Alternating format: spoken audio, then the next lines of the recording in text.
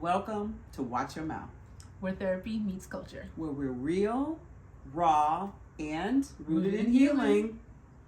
Okay, so seems like now is a perfect time for us to talk a little bit about becoming a therapist in pop culture. Oh, wow. The image that they portray, that this person somehow just shows up as a therapist with no background information. Like, there's a lot that happens from the start of, so you want to be a therapist, to, okay, now you're a pre-licensed therapist. Right. And so it feels like, as you just said that, you also raised another good point. You might not have enough time to get into it in this segment, but even after graduation, you are not done, right? That there's additional learning, additional expectations that need to happen. Which I'm happy about. Now, we need to have that. But I didn't know that we needed to have that. In my own arrogance, I was like, well, I don't have to keep talking to somebody about these clients. Like, I can handle this on my own. And that probably definitely is a whole nother conversation. Oh, definitely. The thought that you could somehow do this without any kind of support just because the field in and of itself, you are working alone. Yeah. And I think that's such a great point also, that doing this work means that you hold people's thoughts and feelings and their experiences, and we do work sometimes we work in ways that can feel really isolating. And so what, again, like you said, how do you get support? What does supervision or consultation look like to talk about the things that might be happening so that you can become a good therapist? Yeah. And so one of the nice things about the two of us as your sister friends is the fact that we're both educators, teaching in graduate programs. And so there are some behind the scenes things for you all to think about. And so we're not going to take time right now to talk about, like, you should have decent undergraduate grades, right? I personally don't care what grade you got in chemistry. But if you took some psych classes, some human development classes, some sociology classes, I do care about those grades, the classes that are most relevant. We're not going to get into the personal statements because hopefully you need to have a compelling personal statement. And part of that needs to include the direction that you'd like to move in as far as mental health is concerned. You can't just talk about how wonderful you were at all these other things that you did, sports or clubs or leadership positions. Although those things help make you a well-rounded person, you also have to talk about your desire to be a counselor. That's right. And so one of the nice things is that I have been on the admissions committee at my university for years and years and years and years. You have been on admissions at your university. Definitely. For years and years and years and years and years. I know. Here's the thing. We work at the same university, but in two different departments. Secret's out. I know, right? Secret's out. In two different departments that have two different expectations. And so when I think about a good personal statement, I think about someone who has the ability to mix both the personal and the professional. Again, you're telling a little bit of your own story, and you're saying, why do I want to become a therapist? You've done a little bit of homework. And so, like, if you're applying to my program and you say that you want to become a psychologist, I'm always kind of looking at that in a strange way, because I'm like, did you do enough basic Googling to know that a psychologist does one type of work and a family therapist does another type of work? And a counselor does a different type of work. Exactly. And a social worker is going to do something different. So my hope would be that even if you are applying to multiple programs, that your personal statement is a little bit more specific to which field that you want to be in and why that's the case. And can I just say one other thing that... Please tell us. Okay. We are therapists. We respect the field. We love the field. But please do not have your therapist write your recommendation letter. Wow. If they do, it should be a supplemental letter to the letters that you have, right? But your therapist is writing about your own personal growth and development. Usually, they're not writing about you as someone who's able to also talk about, like, your education and your sort of full process. Or has the capacity to really be able to sit with what is yours and not have a blind spot about how you believe people need to have the same journey or the same experience or follow the same route in order to be successful. Yeah. And so I think that's something I've noticed over the last like maybe 5 years that has been happening more. Something new. Yeah, that I didn't see happening before. Is that I'm getting more and more letters from people's therapists. And again, I respect that. Obviously, we respect the process. I just don't think it's a good fit here. I think that can raise, and depending on the program that you're in, for some programs that actually raises red flags. So I don't see it as a red flag. I see it as a yellow flag. Yeah. But I know absolutely that there are some programs that are like, absolutely not, hell no. I'm not even reading your application further. Yeah. And we want you to know that. You won't always know which program it is that feels that way. So we want to give you this kind of information to consider. We've worked at multiple universities, you've had different experiences, but there's a culture behind every program. So even though we're at the same school, our programs operate differently. And so you might not always be able to get a sense of what that looks like. And so how do you set yourself up best to get into the program that you want to get into? Because graduate school takes time, energy, and money. Yeah. It is an expensive and time extensive process. Yes. And so we want you to get the very best that you can from it. Yeah, and I think part of what you have to think about when we're talking about personal statements and interviews. So the interview, very similar to a work interview, is an extension of that personal statement. So you may get some similar questions that you've already written out, but it gives you an opportunity to share a little bit more, maybe some of the nuances and backstory, some context about where you may have learned something or appreciated it differently. I think you also have to think about, like, what have you done toward the field or the understanding of mental wellness? That may be advocacy, it could be some experience in social justice. You know, how can you speak to how you'll contribute, or what you have done or learned can contribute to the field? Things, actually, I don't think that they're very little, actually. I think, you know, when you volunteer someplace, I think it shows up as you being committed. And I think there's different kinds of volunteer experiences, right? You know, and so if you volunteer at the food bank, I think that that's really important. I think that shows a contribution.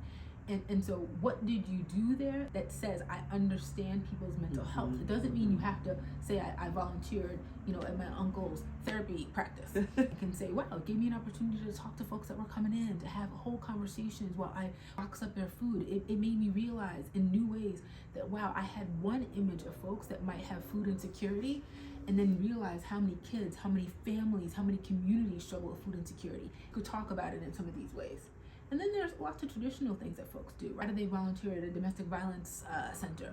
Maybe you were a call center person for, like, you know, mental health hotlines.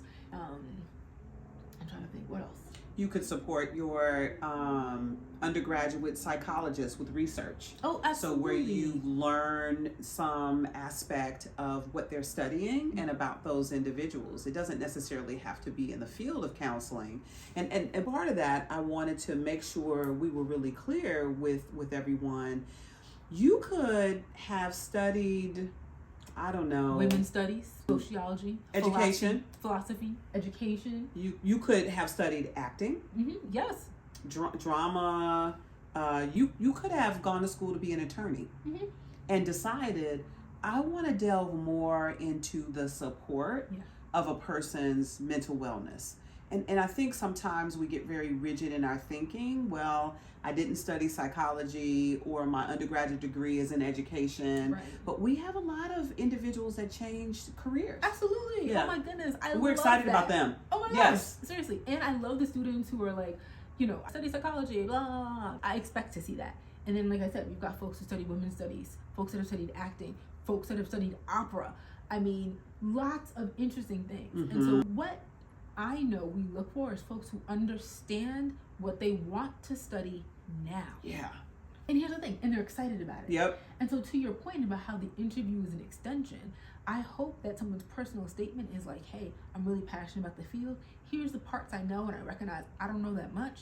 And then if they get called in for an interview, you get to bring your personality. How are you going to be an interesting student? How do you let your own uniqueness show up so that we get a chance to know you? And then you get to say, hey, when I had a therapy experience, it made me go, you know what, maybe I could do this on the other side. Like, I think that's the perfect place to talk about maybe having had therapeutic experiences of your own.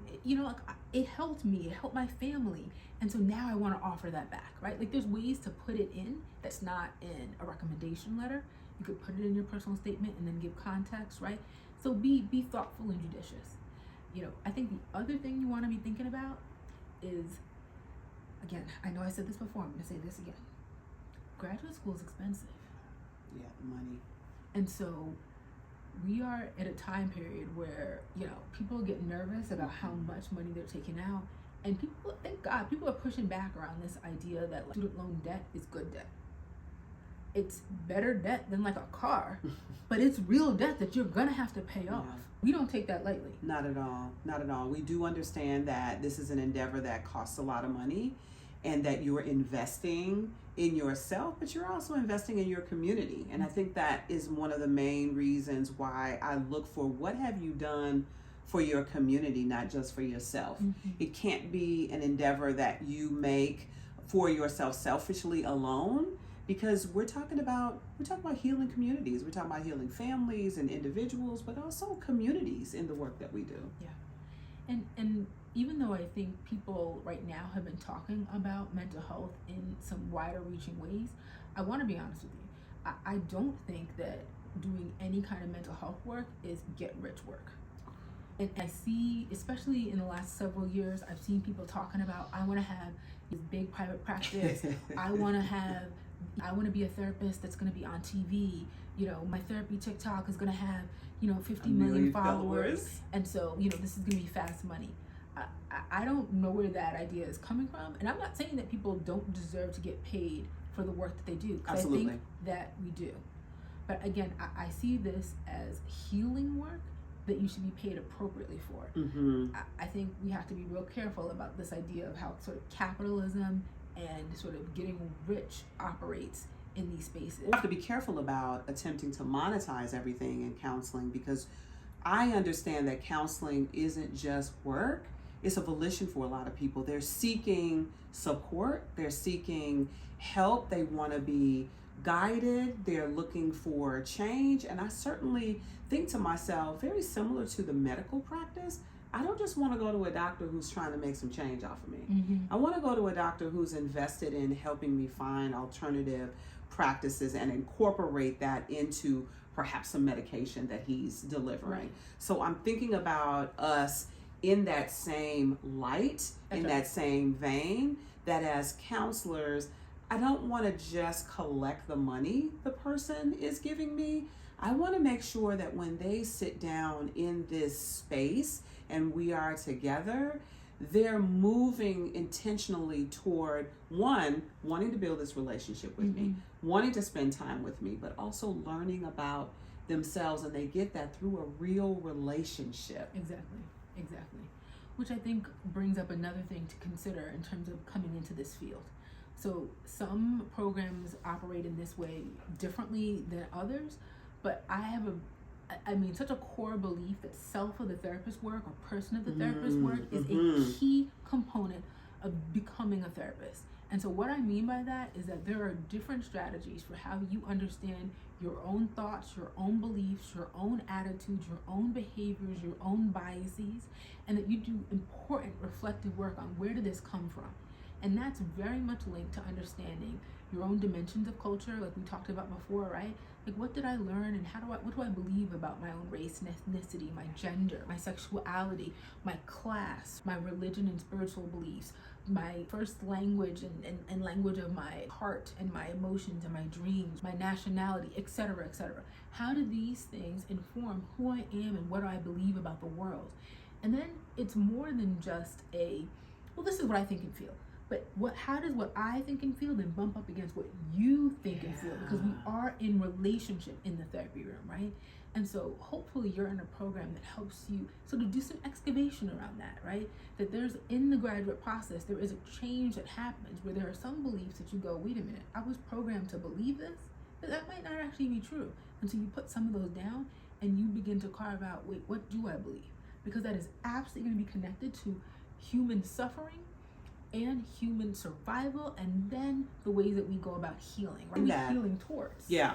I didn't mean to cut you off, but I got really excited about this idea that means you're going to be uncomfortable in this program. You have to be. Yeah, that is one thing I make clear in every interview. You are going to have some discomfort around what you believe you know, what you've been brought up to believe. That's right. And how that change occurs is through discomfort. Like, I'm going to disagree. Yes. I'm going to disagree with the faculty. I'm going to disagree with my colleagues. I'm going to disagree with the text that we're reading. That's right. And we want that. Yes. We want you to challenge. Yeah. How you disagree. Yeah. Matters. That matters. Right? There are times, I'll be honest with you, there are times where I purposely will assign a reading that I know is a mess. Yeah. And I'm like, okay, tell me. What do you think? Here's my catchphrase that I say in class. Okay, thoughts, feelings, reactions to the readings. And I'm wondering, what are people going to say? When is someone going to go, I can't believe this person wrote that? Because sometimes I want my students to go, hold on a second. This got published. Why did this get published? Because this is not true. This is not accurate. Because guess what? They could be publishing something that actually is true, that actually is meaningful, and that actually matters. Because there's this whole other world that seems really murky out there about publishing and about taking clinical things that matter clinically and applying them, right? I want you to know that just because somebody wrote it first doesn't mean they're right. Okay? Lots of times what it means actually is that they're right. Let's talk about that. But again, the self and the therapist work that we are talking about, and I love that you said that you're going to be uncomfortable. So often we get this message that discomfort is painful, and those two things are not the same. You can have discomfort that leads to your growth, and that's what we're offering, is an opportunity to say, wait a minute, what's comfortable is not being challenged, not thinking about something in a new way. I just want to do it my way, the way that I've always done it, and it's fine. And that's not going to work. Graduate school is going to require you to be uncomfortable, and we hope that you get an opportunity to go to a program where you have good faculty support, where you have good collegial support, you can build important community, so that you have respite for when you're uncomfortable. Right? Because I'm like, in class, I'm hoping that this conversation, that this reading, that it challenged you. I'm like, come to my office hours, make an appointment, let's talk about that. And I'm not the only support, right? Like, I'm hoping, and I look around my classroom to see, okay, where are you all friends? Where are you all colleagues? How do you all support each other? Sometimes personally, sometimes professionally, and you keep wrestling with the material. The graduate school is an opportunity to not just be digesting information and consuming information, but to also be co-creating it. Absolutely. In the classroom, outside of the classroom, with your peers, without the peers that you're in class with, hopefully you begin to challenge everything that happens in your life and you see it differently. You're looking through a lens that has been cleared. I don't think people all of a sudden evolve into someone totally different. No. I think they take aspects of themselves, the parts that work, and they utilize those aspects to help them when you finally do start your practicum and internship, work with clients. That's right. So having this discomfort, understanding this discomfort, being able to, be guided through it in the classroom helps you become more comfortable with guiding a client through some similar discomforts that they may be having as they evolve and change with what they bring into the space with you. That's right. And that's why, again, this is not a biology program. Like, we're talking about mental health. So it's messy and complex. Yes, and your own mental health matters. So how are you attending to your mental health so that in graduate school, you have the time and the energy and the resources to invest in your learning?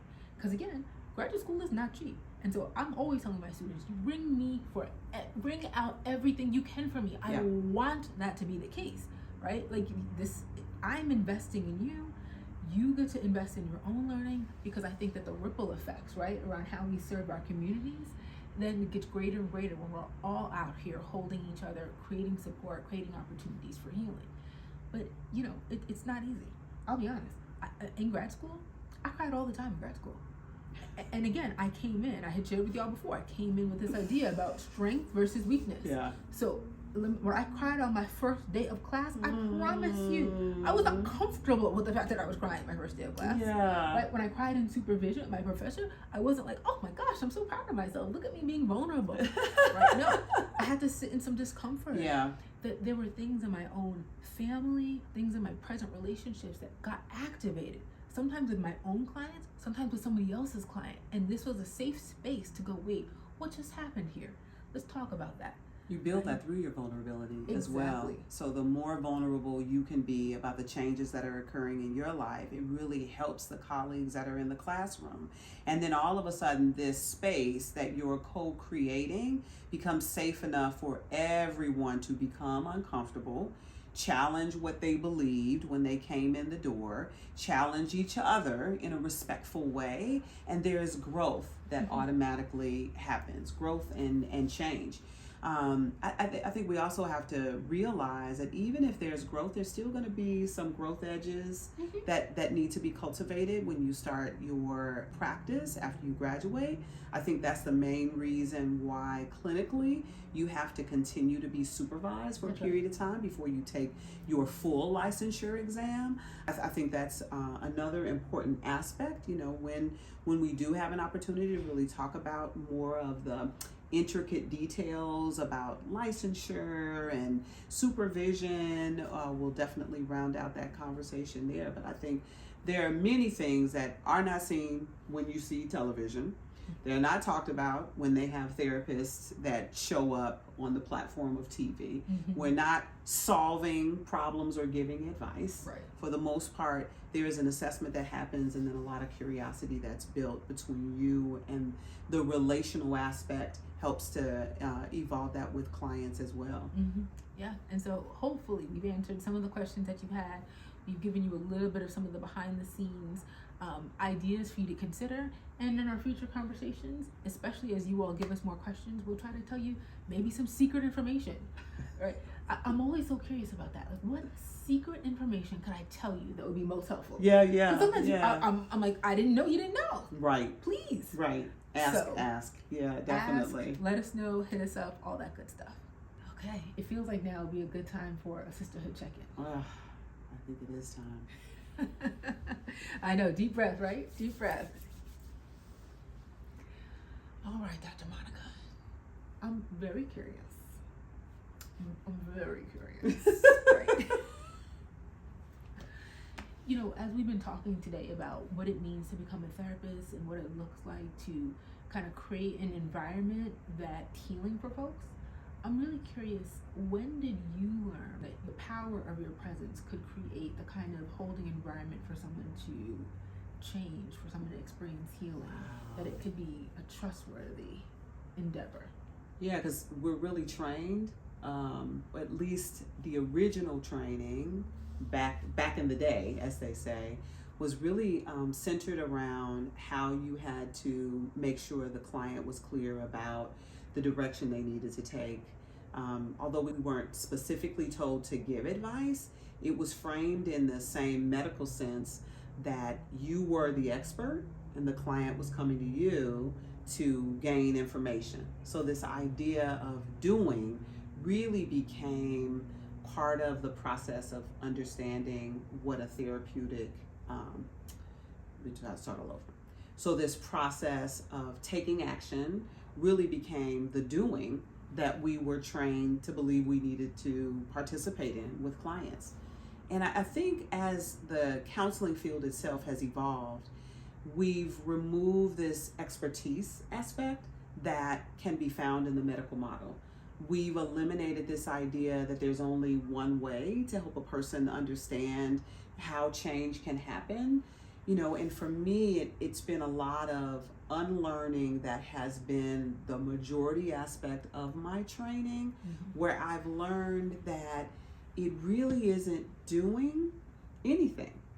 It is helping a person understand they come in with everything they need, and given the right set of circumstances, an area and a time frame that is just theirs, that they build with you, that you co-create, they come in, they slow down, they understand that this relational aspect is the most important, and then they're able to see, oh, I already had an answer.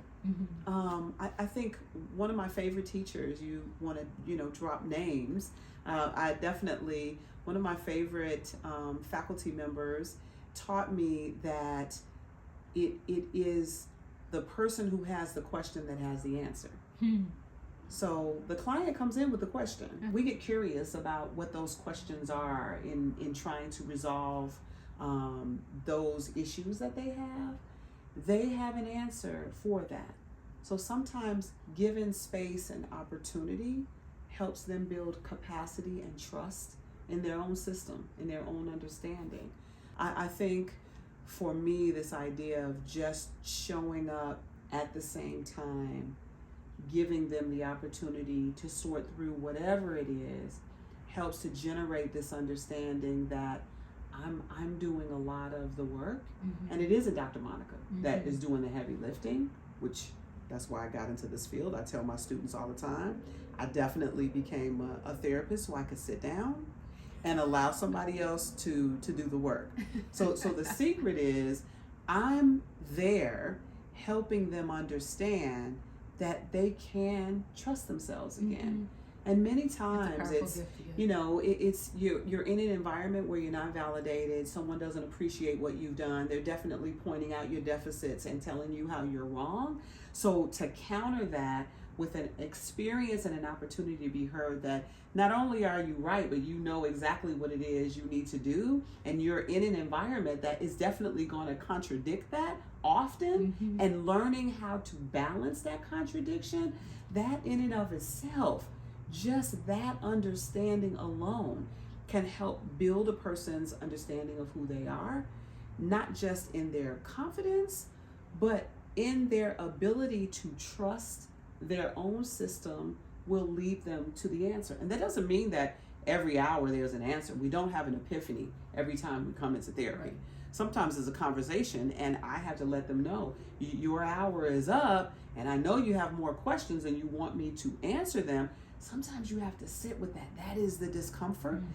Although there is a practice in counseling where the person is sitting and practicing sitting and practicing being with themselves, that becomes the most powerful teacher of finding the answer. And so to answer your question, when did I realize that? I think it's been recently, just over the past 10 years. Because originally I really did think I had to have an answer. Like there was some action I needed to take so that they could practice those things. You know, a handout that I had to, those handouts. And I'm not knocking the handouts. Every once in a while, when you're new, you're leaning into some practice work. Here's the thing. No one ever said a handout is bad. The handout is not therapy. It's information. And I think that to me is the way that I think about it, right? Say it again for the people in the back. Okay, the handout is not therapy. It's just additional information. It's a resource. Right? And so I think it's important that you name that. And then I'm hearing you say that you're valuing being over doing.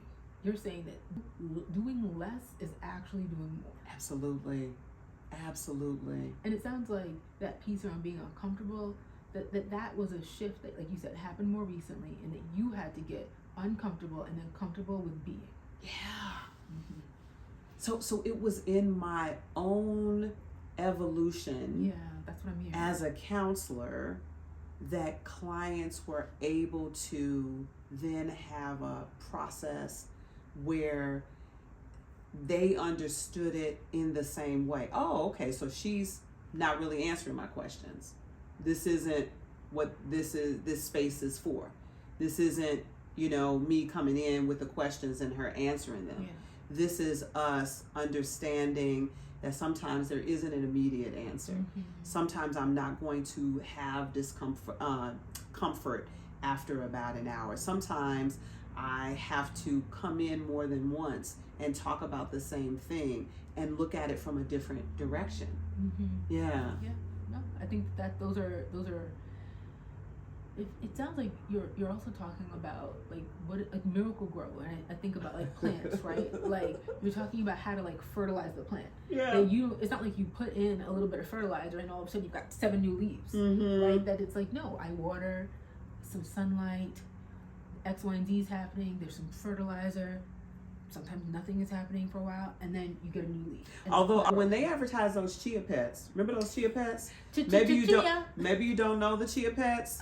It was the size of a small toy. It was a ceramic, lamb, goat, a and buffalo, it may I don't have know. just an odd shaped animal. It was very and then it strange. had dirt and seeds, and basically You made like a paste. Yeah, you put the Miracle Grow, which was this paste that you mixed in, and on the commercial, which we know commercials are what, 30, 45 seconds, 1 minute long, it grew. Right. And so you get this chia pet, you believe that you put the paste in and it was just going to grow in front of you. And I think that is the misconception you receive when you see therapy on TV. Oh, absolutely. Oh my gosh, is that the thing that I need to do in order for my relationship to be better? Oh, well, thank you, Dr. Monica. Problem solved. It doesn't work that way. You'll pay at the front desk. So remember back in the day, and so now I'm aging myself here for a minute. They don't even talk about this anymore. Back in the day, they would be like, $19.99 or COD. Yeah. Which, by the way, meant cash on delivery. Who is doing that? Amazon is like, give me my money before I even deliver it. Okay, please. Stop playing. And that's not the therapy model, because at guess all. what? Yeah. To your point, though, it is not instant change, and in some ways, it's sort of like being on any other kind of physical health journey, right? That it's not instantaneous. I don't take my vitamins in the morning thinking that, oh, today I have this magical pep of energy, but because I believe that taking these additional vitamins will support my growth over the course of time. Yeah. Mm-hmm. And that's part of what I hear in terms of that therapeutic growth. It's not instant, but it is deep and it's meaningful. Yeah, so I have to ask you about how this idea of holding space has changed for you over time. As we talk about these different spaces that we co-create with clients, it makes me think that it had to be an evolution for you as well. See, that's an interesting question, because I think that... Well, first, let's talk about holding space. Yeah. What is that first for you? Well, for me, holding space is about... Well, literally, it's about, to me, it's creating this well. And so that's how I picture myself in therapy, is that I am this well that has water in it. And that my clients are coming in and that they are trusting that the water, the pitcher of water that they have, that they're able to kind of come in and that they're able to pour it into my well. Right? And I think about holding space like holding water. And that, I want to be the kind of reservoir or the kind of well where no matter what you are coming in carrying, I've got enough room, right? Like I've got enough room to hold this, and particularly sometimes to hold things that you might be scared about, to hold things that you might be nervous or worried about, to hold things you might never have shared before in this way, to sometimes reflect, like the water will reflect off of it, and so the water will reflect back to you, like, wait a minute, you can keep pouring. Or sometimes you might dump your pitcher back in and say, hold on, I'm going to hold this water too. I've got the capacity, I've got room for it. So when I think about holding space, I really do think about it as and I'm loving that watering analogy. this well. I'm loving the analogy because we're really talking about healing. Mm-hmm. Yeah, how healing water is. We're either pouring in or taking out. We're reflecting either what we want to see or what we don't want to see, and how those changes need to be made. Yeah. And I also love how you say you're holding it. I think as a therapist, I think it's my job to hold it, and I also believe that I also have to take good care of myself. That I can't. My well is not meant to hold everything all the time for everybody. So true. I'm specifically talking about the well that I have for my clients when they come in, my couples and my families and my individuals. That well, but also to your point, I know that my well also has to be emptied. I have to pour some of that water out in order to be able to attend to the needs of my clients. Capacity. Right? Otherwise, there's no room. And the water is going to overflow. And what I don't want to do, right, is to have my well or to have my container crack, and then there's and the water is like leaking out. That's not responsibly taking care of the water, right? And so, or making space for your couples, your families, and your individuals to come in and pour into that. Right? Because how can I trust that you'll be able to hold that for me? If you got a crack, you got something leaking out. Exactly. I need to make sure that I'm keeping this, in order, that I'm doing maintenance on things, right? Yeah. And that I'm not pretending like 10,000 people can pour into this well and I'm going to have capacity, because I don't have capacity for 10,000 people. But I do have capacity for you. And I have capacity in this moment. I do think that there's water that I kind of bring and space that I bring to the table with clients. And then I also think that as they come in, like I said, with their pictures, that there's ways in which I adjust my well, because it is a we and it is a shared process in this. And especially because I do so much relational work, I think that when I do that, I also help people adjust their pictures and begin to go, wait a minute, sometimes I have space for my partner, sometimes I have space for my kid in this way, and other times I don't. That doesn't make me a horrible person. Right. It means that I've got to figure out, can my picture adjust, and can I adjust the water that's in there? Because let's not pretend that everybody comes in and has clean water. Let's not pretend that because the water is clean, that the water is fresh. Right. Sometimes that water has been sitting out for weeks and weeks and weeks and weeks. Yeah, right? and has collected a lot of things that don't belong in the water in the first place, There's some right? fruit flies in there, weeds have fallen in there, right? And it's like, okay, we got to filter this water. And that's okay. Yeah. But that's also part of what I'm here for. Yeah. And part of what I really value about doing the work that I do and helping people go, oh my goodness, you might not have realized, kind of like the pool, right? You didn't realize that some leaves fell in here overnight. Yeah. I saw them. I'm just letting you know. Let's filter this out. Yeah. How does your partner tell you How did that evolve though? Because I'm sure you didn't show up being able to be the container that understood you could only take in so much, that understood you had to take care of yourself as well, that understood you've got to point out some things that are in the client's water when they bring it in before they put it in your well. I think it's evolved over time in multiple ways. I had an amazing mentor and supervisor throughout graduate school for both my master's and my doctorate that I'm so grateful helped me do lots of self as a therapist work, right? And then recognize what are my growth areas, and then what are my blessings. That the blessings that I have weren't just the things that were good in my life, but also areas of maybe like wounds that got healing, but I can recognize that same wound in someone else before somebody else can. Yes. Right? That's a unique skill. That's not a deficit. So I think my supervisor helped me understand. You needed those things. You needed that experience. You needed to know about those things. Yes. My own history to identify things that could be then helpful there, right? That the growth isn't only negative things. And so I think ongoing supervision helped me with that. I think my own reading and journaling and spiritual work really helped ground me in it. But then I think one of the other shifts that happened more recently was COVID. Because COVID required me to think about my capacity in a new way. For us all. I mean, exactly. Yeah. We all have to do that, right? Yep. And as therapists, we were called on to support folks in the midst of the same storm they were experiencing.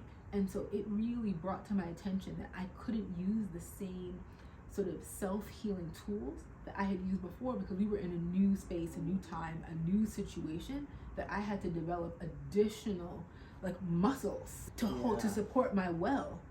Otherwise I would not have been able to hold the water of all of my clients when I had my own water was churning, right? My own water was choppy and was rough, right? Correct. Your own water had things in it that you had to make sure you cleared away. So going back to that whole idea of therapists need therapy. That's the thing.